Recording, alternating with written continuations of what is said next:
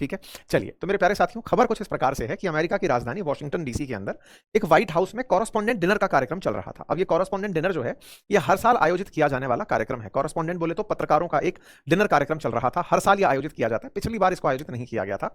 हर राष्ट्रपति जो white house में आप देखते हैं ना, उनके सामने बैठे हुए बहुत सारे पत्रकार जो एनी टाइम उनसे सवाल पूछ रहे होते हैं, तो राष्ट्रपति के द्वारा सालाना एक ऐसा कार्यक्रम रखा जाता है। तो जितने भी मीडिया के बड़े लोग हैं उनको बुलाया जाता है, और वो पत्रकार जो व्हाइट हाउस में ही रहते हुए उन्हें पूरे टाइम कवर करते हैं, उनके साथ राष्ट्रपति बैठ करके भोजन करते हैं और अपनी बातें करते हैं, और सामान्यतया खबरों के ऊपर मजाक बनाते हैं, खुद की मजाक बनाते हैं, अपोजिशन की। एक तरह से लाइट प्रोग्राम होता है, ऑफिशियल प्रोग्राम ना होकर के एक तरह से गेट टुगेदर टाइप का प्रोग्राम होता है।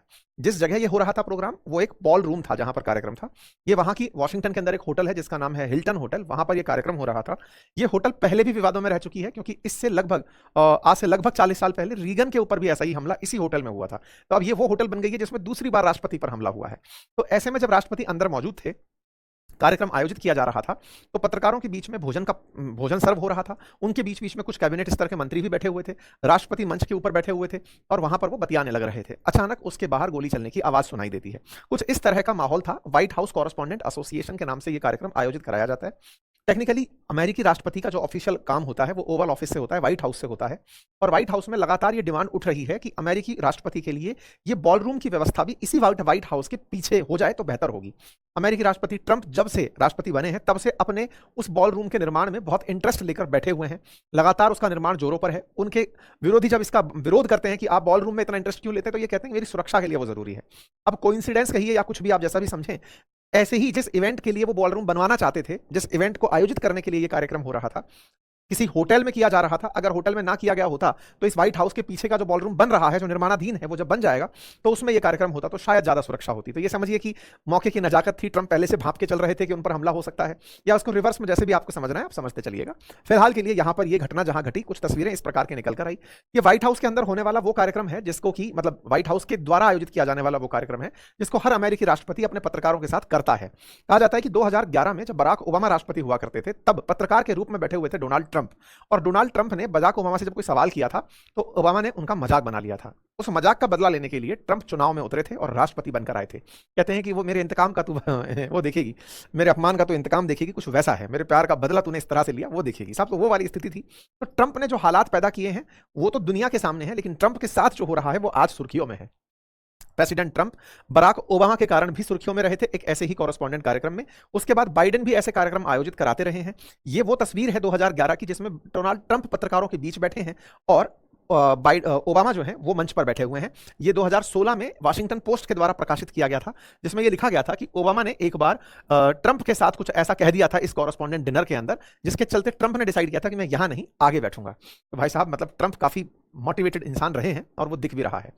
ट्रंप ने फिर जब राष्ट्रपति बने तो कॉरेस्पॉन्डेंट कार्यक्रम आयोजित किया, दूसरी बार जब बने तब भी किया, तो उसकी कुछ तस्वीरें फिर बाहर से आने लगी। इस बार जब कार्यक्रम हो रहा था तो उनके साथ में उनकी पत्नी बैठी हुई थी और उनके साथ में काफी सारे दिग्गज लोग और भी थे। मेलानिया ट्रंप, जेडी वेंस, काश पटेल, एफबीआई के चीफ।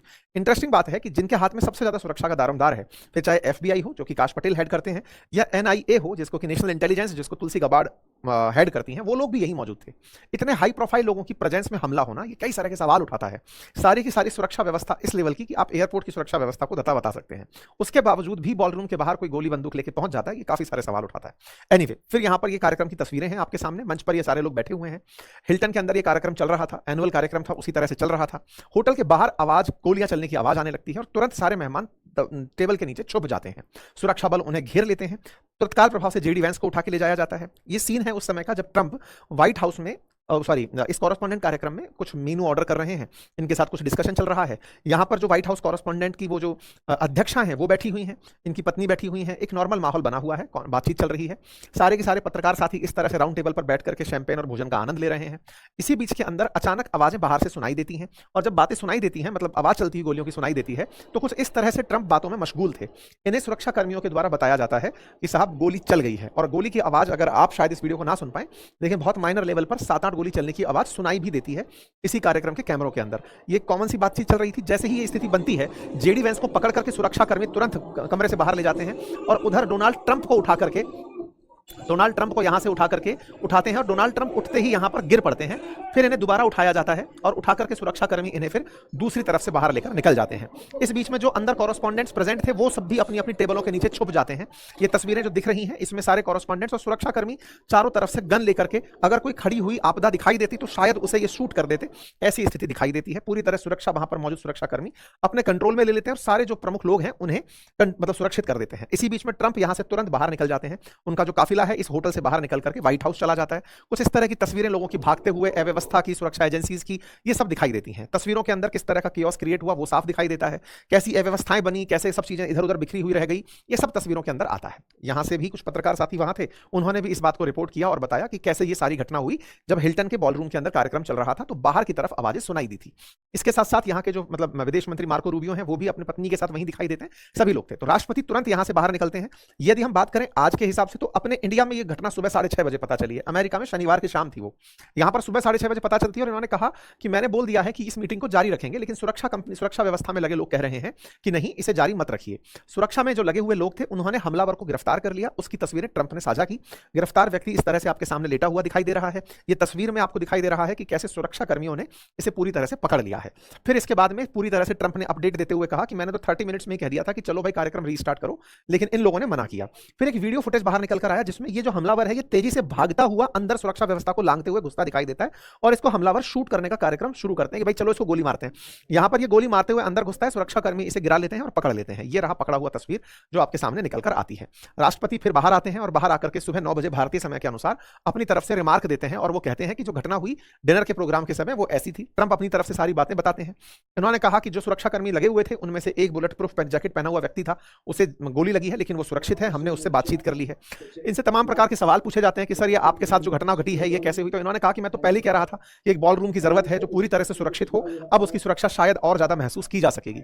इनसे फिर पत्रकारों ने पूछा कि साहब हमले सब आप पे ही क्यों होते हैं। बोले मैंने काम ही इतने कर लिए कि मैं चुनौती महसूस करता हूं, बाकी लोगों को आज तक इतने काम किसी ने किए नहीं कि लोग उन्हें चुनौती के रूप में देखें। तो इन्होंने अपनी मतलब तारीफ यहां भी नहीं छोड़ी।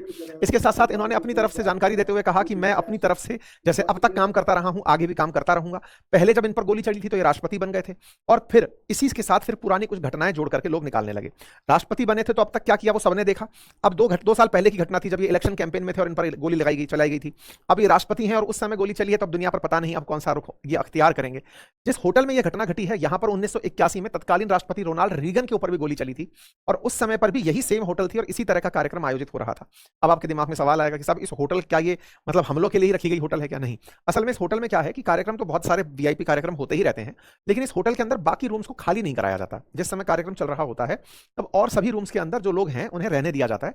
मतलब जो सेपरेट कार्यक्रम है वो चलता रहेगा, बाकी सारे कार्यक्रम। अब आप कहेंगे इतना प्राइम कार्यक्रम हो रहा है तो फिर ऐसा क्यों नहीं करते? ये बिल्कुल वैसे ही है जैसे अपने देश के अंदर भारत के प्रधानमंत्री जिस किसी होटल के अंदर किसी शादी फंक्शन में जा रहे हो तो वहां पर हो सकता है कि और जो लोग रह रहे हो उन्हें खाली ना कराया जाए। होटल के लिए भी वो एक महंगा अफेयर होता है और सुरक्षा एजेंसीज ये ऑलरेडी सुनिश्चित करके चल रही होती है कि जहां राष्ट्रपति या प्रधानमंत्री यात्रा करेंगे वहां पर हम चाक चौबंद सुरक्षा रखेंगे ताकि किसी को असुविधा ना हो।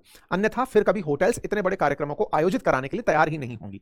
तो ये एक प्रकार से म्यूचुअल अंडरस्टैंडिंग है। आप इसको ऐसे समझिए कि अमेरिकी राष्ट्रपति था तो हम बड़ा मान रहे हैं, लेकिन भारत के प्रधानमंत्री भी बहुत सी होटल्स में आए दिन आपको जाते हुए तस्वीरों में दिखाई देते हैं। किसी की शादी में आशीर्वाद देने पहुंच गए, कहीं किसी कार्यक्रम को आयोजित में होते हुए पहुंच गए, तो इस तरह से दिखाई देते हैं। तब ये जब लोग दिखाई देते हैं इसका मतलब है कि जहां ये हैं वहां पर इस तरह की सुरक्षा एक्सपेक्ट की जाती है कि रहती ही है और इसी के चलते इस तरह के कुछ लीकेजेस हो जाते हैं। उस समय रोनाल्ड रीगन भी बच गए थे और इस बार ट्रंप भी बच गए हैं, लेकिन मुद्दा यह है कि सेम होटल और 2 राष्ट्रपति निशाना बनाए गए हैं। खैर, फिलहाल के लिए ट्रंप फिर से अपनी सुरक्षा व्यवस्था में लगे लोगों पर बहुत खुश हुए। उन्होंने कहा मेरे पास बहुत जबरदस्त लोग हैं। काश पटेल बोलने के लिए आए, वास्तविकता में एफबीआई की चूक ही मानी जाएगी कि उन्होंने इस बात की जांच नहीं की थी, लेकिन वो इस बात पर ट्रंप का धन्यवाद देते रहे कि आप हमारी सुरक्षा व्यवस्था को मानते हैं। हमने उस हमलावर की पहचान हुई 31 साल के कॉल थॉमस एलन के रूप में, जो अमेरिका के कैलिफोर्निया का रहने वाला है। ये अपने साथ में कई चाकू, एक हैंडगन और एक शॉटगन लेकर के आया था। इसके बारे में अमेरिका के अंदर मतलब 2 आरोप लगाए गए हैं कि इसने एक तो हिंसक हथियार का इस्तेमाल किया और दूसरा हथियार से फेडरल अधिकारियों पर हमला किया। 2 आरोपों में इसे गिरफ्तार करके ये जो तस्वीरें आप देख रहे हैं इन तस्वीरों के माध्यम से ये पता चलता है कि इसे पूरी तरह से पुलिस वालों ने अपने अंडर में रख लिया है।